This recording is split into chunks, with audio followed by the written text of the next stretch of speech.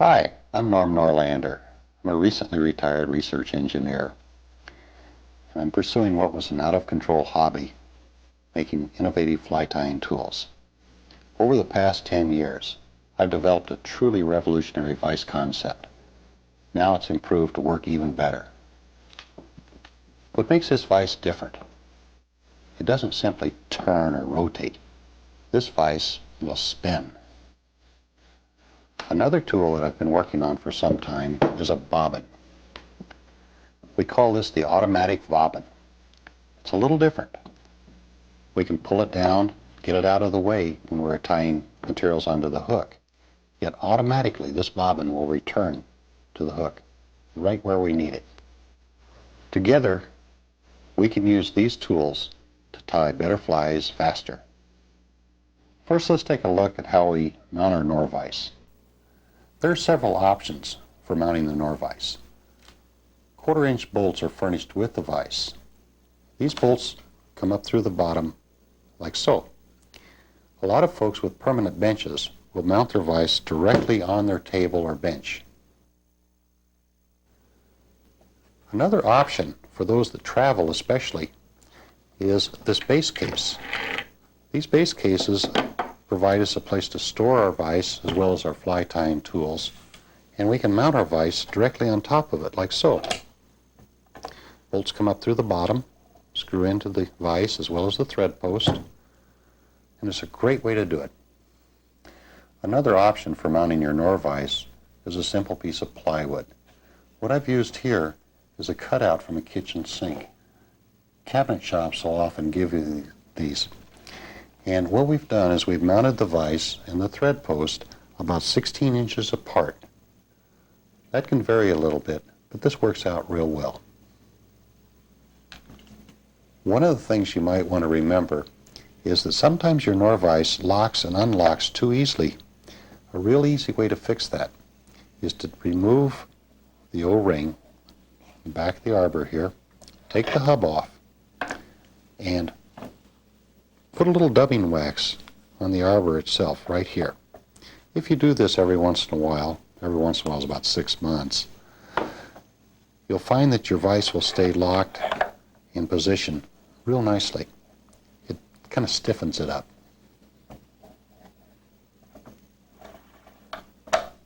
Nothing to it. Let's take a look now how we might handle real small hooks. What I've got here is a number 18 or 20. Procedure's still the same. We pinch the back of the jaws. We slip that little hook in like so.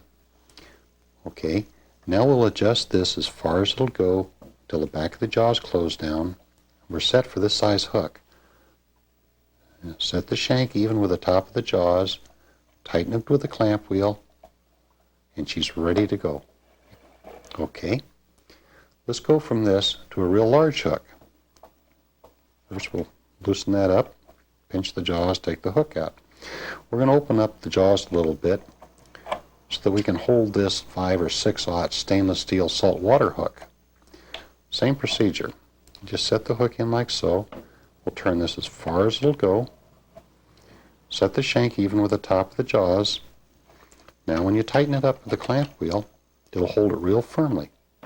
The important part is to make sure that the hook shank is even with the top of the jaws. When you turn it, that's going to be the center of rotation.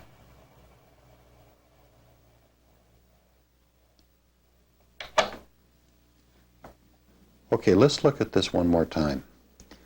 Procedure is to pinch the back of the jaws, slip the hook in, position the shank even with the top of the jaws. So when you turn it, it'll spin like it were mounted in a lathe. Tighten it with the clamp wheel. If you want to, you can use 2 fingers, make it very, very tight. This vise will hold any hook you can throw with a fly rod, and it holds them very well. You can see that we can bend the hook before it'll slip. And yet the jaws are smooth, so that even with those beautiful hooks that we use for Atlantic salmon classics, it doesn't scratch the hook or mess it up. You don't have to pad the jaws. When I first developed the Nor-vise, I tied without a bobbin. Really wasn't much of a problem. Bobbins were kind of in the way most of the time anyhow. With the use of a thread post, we had the endless hassle of winding the bobbin up all the time because you want to come from the thread post back to the hook. With the automatic bobbin, however, the problem's been solved. Now we can automatically come right back where we want to be. There are a couple things to remember when using the automatic bobbin. First is that the spring will retract about 16 inches of thread. If we break the thread or cut it within that distance, it's going to go zip onto the spool. However, if you go beyond that and pull a few extra inches of thread out, it's slipped new thread out so we can lay our bobbin down and we won't have to rethread it. You are going to forget to do this a couple times. Another thing that's real important to remember about your automatic bobbin is you notice how that the thread is wrapped around the wire frame. That's not by accident. Because the bobbin is built to hang suspended, we have to have a little bit of friction. And by wrapping around the frame, you'll find the bobbin will stay precisely where you left it. The last point I'd like to make with the automatic bobbin is this business of tension on the thread itself. Tension is really easily regulated. What we do is we just touch the rim of the spool with our finger or palm it. This way we can get as much tension or as little tension as we want. This is real handy for doing soft loops. Changing spools with the automatic bobbin is really easy. We simply remove the spool from the frame by springing the frame out. The center hub of the bobbin, which contains the clutch mechanism and the spring, is pushed out. We pick up another spool. We can push that right back on like so. A real important thing to remember is to check the thread direction. You pull out a little bit of thread, and if it doesn't retract like that, we've put it on backwards. So what we do is we push the hub in like this from the other side, which turns the spool over. Now you can see how it retracts. Finally, let's take a look at how we load thread onto our automatic bobbin. It's quite easily done. We use an electric drill like this. That will chuck on to the end of the bobbin arbor, like so. Now if we take a normal spool of thread, hold it on a pencil, we can take and transfer the normal spool onto the special automatic bobbin spool in about 10 or 15 seconds. It's very easily done.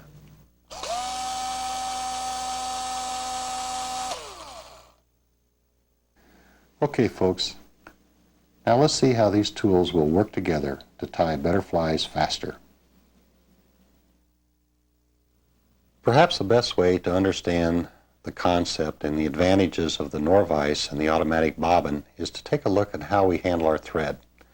Let's attach our working thread up here at the front of the hook. Take a couple turns like so. We'll trim this off.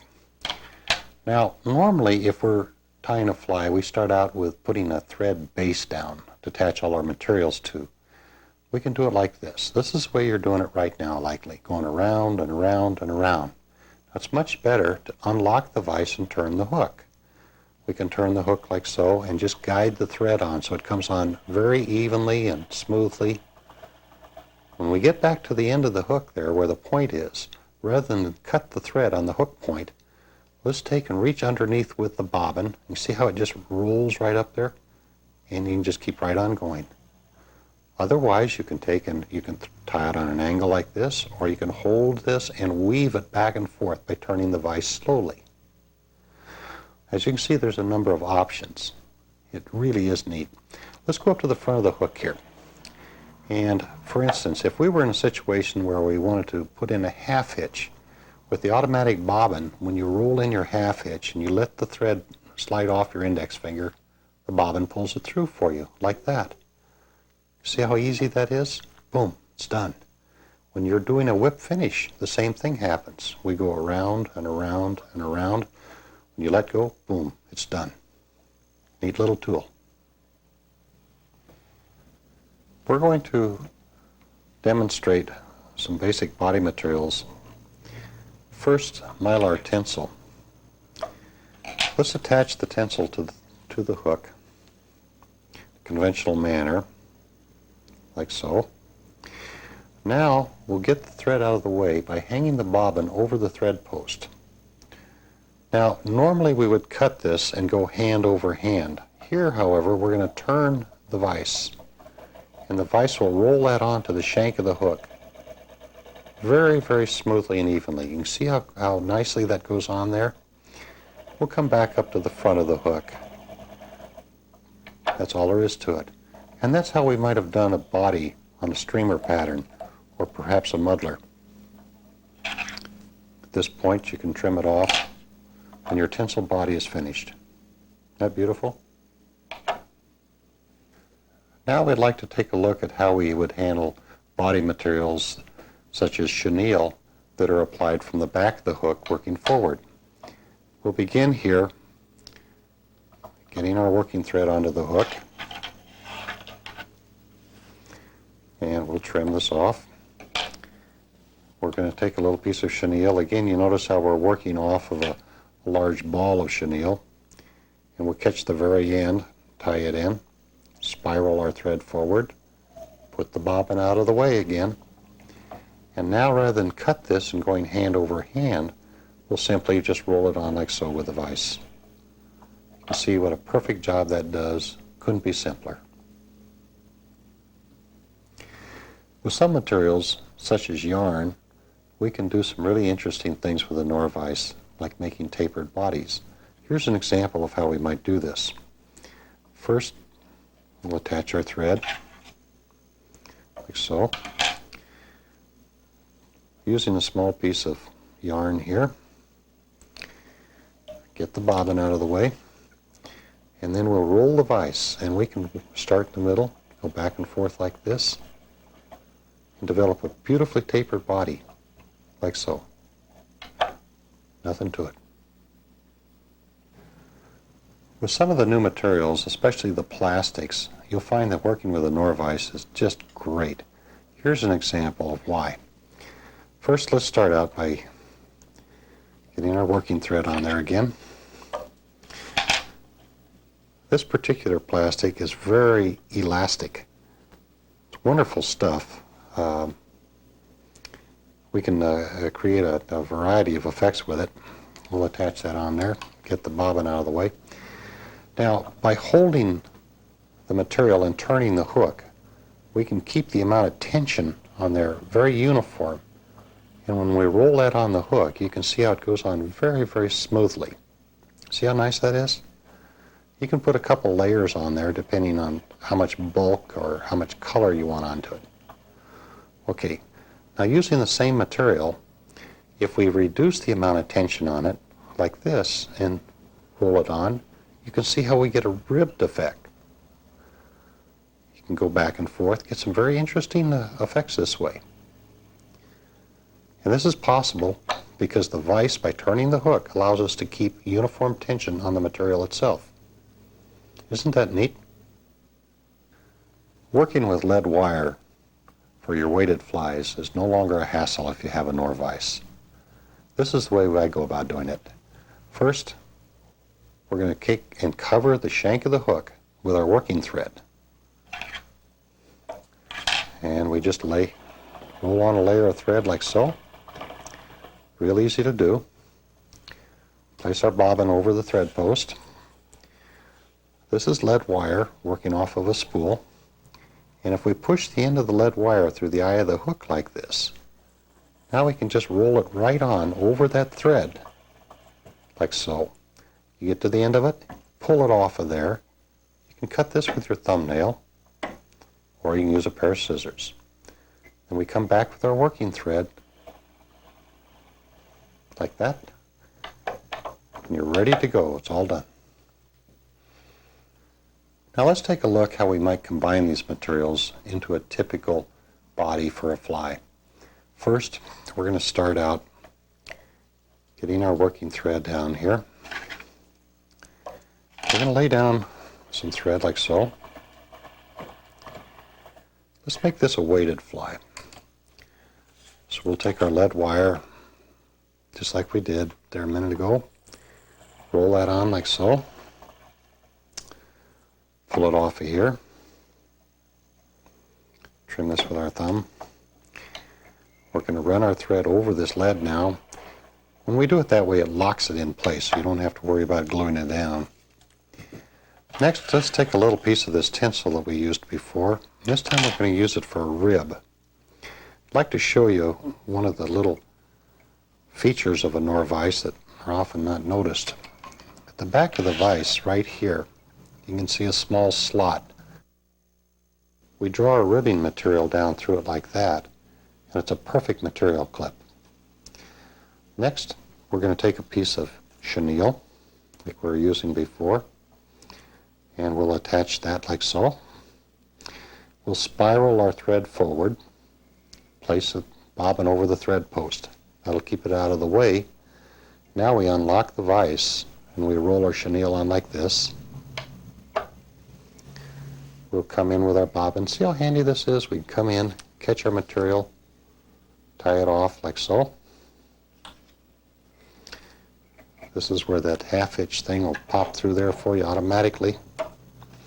At this point, we pull our rib material out and then counterwind. In other words, we twist this the opposite direction. Roll your rib up through there like that. Come back in, tie it off. Perhaps another half-inch at this point. It's a very, very durable body this way. It's quick, it's easy, does a real nice job. Perhaps the most recognized demonstration of the Nor-vise's capability is the way it'll do dubbing for us. It's really easy. What we'll do is we'll attach our working thread to the hook like so. Place our thread over the button there on the thread post. Simply pick up your dubbing, take a little pinch of material out of the bag like this. Hold this up against the working thread. As the vise turns, it'll spin that onto the working thread for us like so. Now we pick this off, roll it on the hook like that. You're done. Let's take a little closer look at what we just did, okay? First, put the thread back on the bare hook. Trim it off. I'm using rabbit fur here, but you'll find that most of the natural furs work pretty much the same. There's no need to use wax or any dubbing loops. We just take a little bit of material like this, and when we hold this up against the thread near the eye of the hook, in fact, let the eye of the hook hit it just a little bit.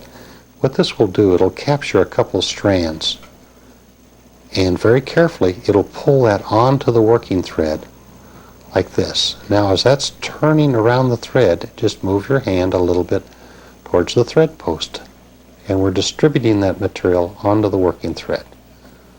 This is exactly the way a spinning wheel works to make yarn.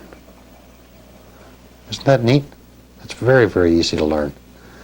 Then when we lift this off, I'm looking straight down the thread so I can see precisely where that's going to go.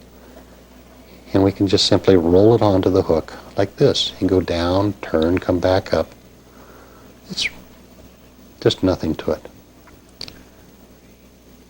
Working with synthetic dubbing materials is very much the same. Again, usually it's not necessary to rely on wax or loops or tools.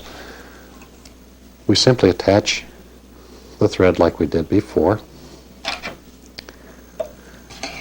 This particular product is a rather wiry synthetic. It makes very buggy looking flies. And again, if you hold the material right up at the eye of the hook, when you turn the hook, it catches a couple strands and pulls it onto the working thread like this. Now we're going to lay this on loosely by turning the vise rather slowly and pulling the material out along the thread. Very often we want a body that's dense, and the way we do that is we take and turn the thread more. And you can see how it's just drawing right down onto the thread. So we can end up with a body that's very, very durable and dense with just the guard hairs sticking out. Beautiful job. Isn't that neat? Some materials, such as natural seal hair, antron, are really tough to work with. Let's take a look at how they work with a Nor-vise. Okay, get our working thread attached there. This is antron. Nice stuff, long stringy fibers. Pretty tough to dub with though. Nor-vise, no problem. We'll take and wrap those little beauties on there like so. And this is seal hair, natural material, wonderful stuff. Very hard to handle for most fly tires. Again, no problem. We can just put this right onto the thread. And notice we're not using any wax or loops or special tools. We'll tighten this up just a little bit. Swing this back here, roll it on, like so. Get that natural buggy look. That's as good as it gets. Hackle work with a Nor-vise is really neat. It's very easy to do. Gives us the opportunity to do not only a better job, but we can do it easier and faster than anything else. Let's take one of these nice saddle hackles here. We'll tie it in by the butt up the front end of the hook. Normally you'd be wrapping it hand over hand like this, but if you hold the feather and turn the hook, it's sure a lot easier, and you can put it right where you want it, either at the front of the hook. Perhaps you want a palmer. You can go down like this, turn, come back up like this. Isn't that terrific? Let's take a look at how we might do this a little more slowly. First, let's start with a wet fly. Normally, with wet flies, we're going to work with these soft feathers we find on the back of our saddles and the back of the necks, such as this schleppen feather right here. Technique is pretty much the same. We'll take the feather and we'll attach it up here, the front of the hook, like so. Understanding that normally our bodies would be finished before we'd be doing this. Okay, now we just simply hold the hook and we can very carefully place that feather right where you want it. And this is how we get these real nice soft hackles. We pull this up, go around like so. Trim it back. Very often this is the last thing you're going to be doing on the fly. You'll clear the hook like so. And that's what you'd end up with. Just a terrific way to do it. With dry flies, the procedure is very much the same. First we select a nice dry fly hackle. We'll attach this to the hook like so. Bear in mind we likely have got the wings attached to the hook already. And this is the last operation we're going to do. Now again, by rotating the hook, you can very, very precisely locate that hackle where you want it. If there were wings here, you would likely be weaving these back and forth through the wings on your dry flies. Perhaps you'd start with a couple turns and back, go through the wings and a couple turns up forward, bring it down, tie it off like so.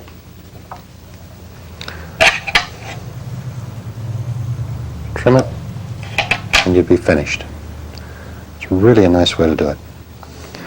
Palmering with a Nor-vise is really great.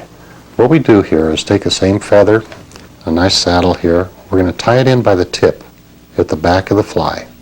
We'll spiral our thread forward, lay it up over the thread post. Now we hold the saddle hackle, and turning the vise, we can very, very accurately lay that on the hook, just like so. Perfect job. In addition to these basic and traditional techniques, the Nor-vise gives you, the fly tyer, the opportunity to be very innovative, not just with the flies that you're tying, but with the way that you tie them. Here's an example. We're going to take some peacock curl, something we use a lot of, and we're going to tie this in onto the hook by the tips, like so. Okay. Now we'll clip off the loose ends there. Rather than simply wrap those around the hook, we're going to hold them out here with our working thread. With the vise, we'll spin that up into a chenille. See how we've wrapped the herl and the thread together? Makes it very strong with the working thread as the core. Now when you roll this on the hook, yeah, you can see we can go back and forth there. There we go. It builds a body that's not only very attractive, but it's very durable. When we do it this way, you can see how strong it is. You can scratch on that thing with a chainsaw and it won't come apart. It's a great way to do it, guys. One of the things that we can do with the Nor-vise is be a little bit innovative. I'd like to give you an example of one of the neatest tricks you ever saw. This we call spun hackle. What we're going to do here is attach one of these nice saddles to the hook like so, and we pull the hackle out together with the working thread, and we spin them together. The vise is taking that and turning the thread and the hackle stem together. Looks like a little bottle brush right now. See how that looks? Okay, now we're going to lay this in as though it were palmered. We start from the front, go all the way down like this, turn, come back up again. It's quick, makes a terrific body, but let's look at it a little more carefully. Obviously it's faster, but it's better too. And the reason is if you look at it carefully, you notice that the barbs go this way and this way. They're crisscrossed, as well as being interwoven. The working thread is holding them together because it's wrapped around the quill. With those barbs going in all direction, the fly will float better than anything you've ever done before. It's a great way to do it. Whether it be thread work, dubbing, hackle, your Nor-vise and automatic bobbin are the way to tie better flies faster.